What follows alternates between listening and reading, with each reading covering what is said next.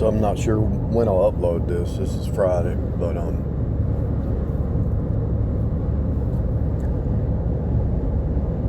remodeling a house, but I'm doing one room at a time. And so I just painted a room, and I painted it black, white, and yellow. I'm not sure if I'll leave it like that, but it looks pretty cool to me, but to other people might not. But then a truck just went by. I've never seen a truck that's black, white, and yellow. It just went by,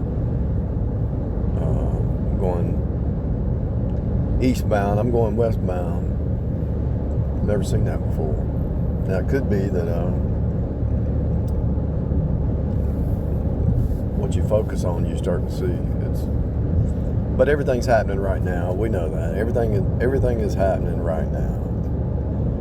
And so what when you collapse the wave function, that's what appears. Now strange stuff can happen, I guess, through witchcraft, and the witches can attack you and try to keep hitting you with stuff, but you can claim the blood and it'll bounce back off of them.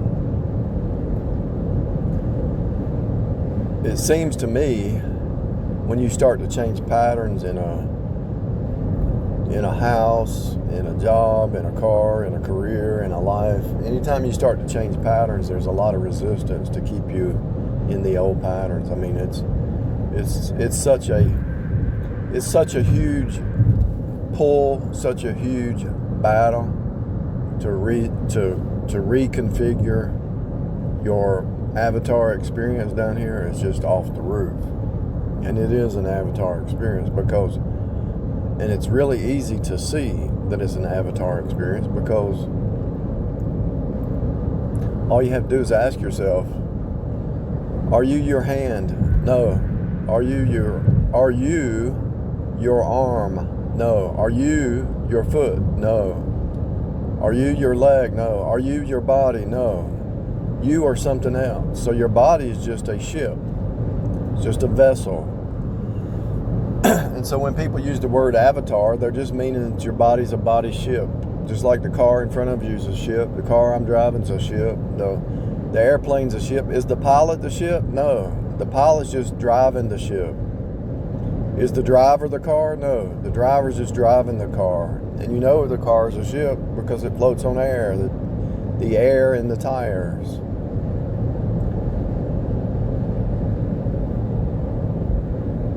And so I just passed another truck.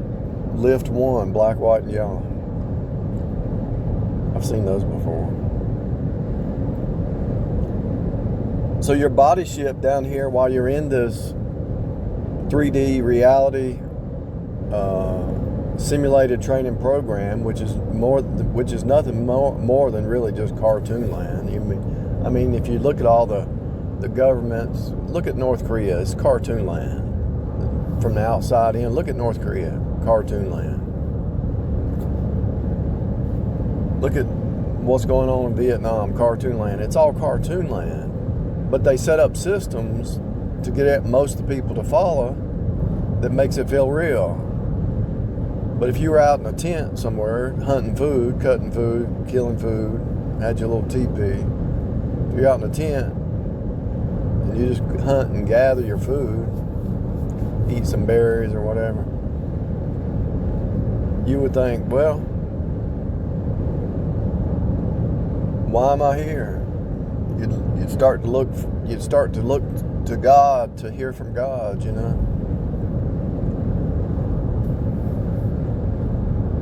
Why was Israel out in the wilderness for 40 years? To teach them how to depend on God, pray, have the prophets, the priests, the kings.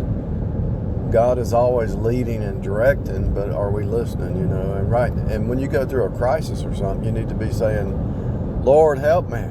Give me the strength, the wisdom, the knowledge, the know-how, the endurance, the willpower, the emotional psyche to make it through it, The psych part, psychological. Most of it's a psychological warfare against your attack on your emotions. Most of it's a psychological warfare against your whole core.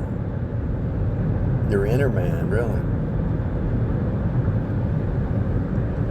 And we know that the Illuminati are attacking your body, your soul, and your spirit. The death cult is what that is, really. It's the death cult. I just saw a sign, black, white, yellow, with some red on it. I wonder if I could just put some red in there. Anyway, everything points to Christ. Everything is a worship service. You know, all the mathematicians are trying to figure out what's going on. And I don't blame them, because I went to school for math. I got a degree in math. And math seems like a good way to figure out what this place is, but even one of the top greatest, some of the top mathematicians, they might be able to use math to figure out what's going on in the 3D, but what about the 5D? What about the 11D? What about the 19th dimension? What about the 25th dimension? They don't have the math.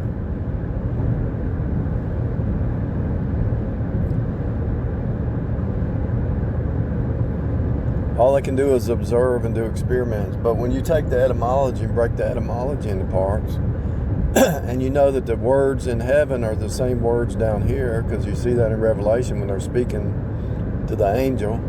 In heaven, they're using the same words. So if the angels use the same words as you use down here, then you take and break the words into parts, look at their original word meaning, the letter meaning, the cognates, the syllables, the prefixes, the suffixes, and you see that everything's a word-forming element. And if everything's a word-forming element, then everything in 3D is a word-forming element. You're being changed into the word. You're being formed into the word. Because everything's a word-forming element. The same words in heaven. What's the common denominator between heaven and earth? Words. Spirit. The body of Christ. Jesus. Father, Son, Spirit. Spirit, blood, and water. God made heaven and earth. So if you want to have a higher education, HEA, Higher Education Academy, HEAVEN. So heaven's a higher education academy.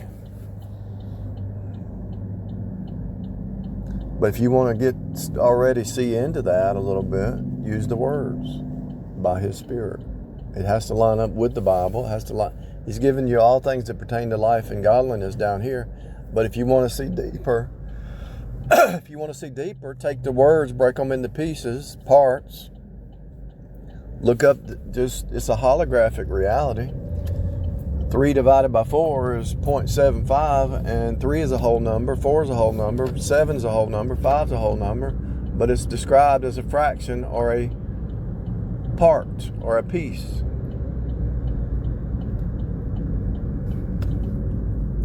Got this tailgater behind me. She's acting all. Then got this other lady behind me. She's just singing.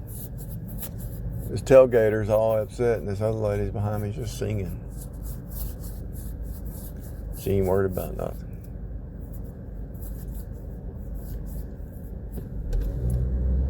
What is my point? Change your perspective. Change your view. Change your reality. Change your perspective. Change your reality. So the higher education, you might see a little bit with math, but it's higher than the math. If you really want to step into the heavenly realm, it's to go to the words. Every number, every mathematician has to use a word to describe a function or a formula. Every electrical engineer has to use words. When you look at a color, you call it a name. You have a name for it. Everything has a name. Everything has a word. Why is it that every time something's discovered or created, they put a name on it? Because name is your calling. I had some juju on the tag blocking my path. Juju. blocking my path. Let me say it really clearly. This is just profound, but so simple that we miss it.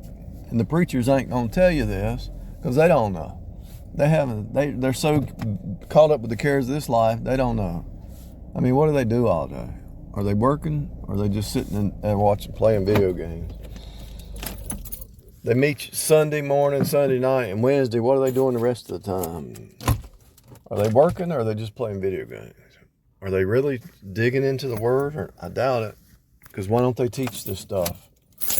If there's words in heaven, and you see, when they say holy, holy, holy, in front of Jesus even, calling Jesus and God holy. Same words down here, same words in heaven. There's your connection. There's your insight. There's your way to see into the heavenlies.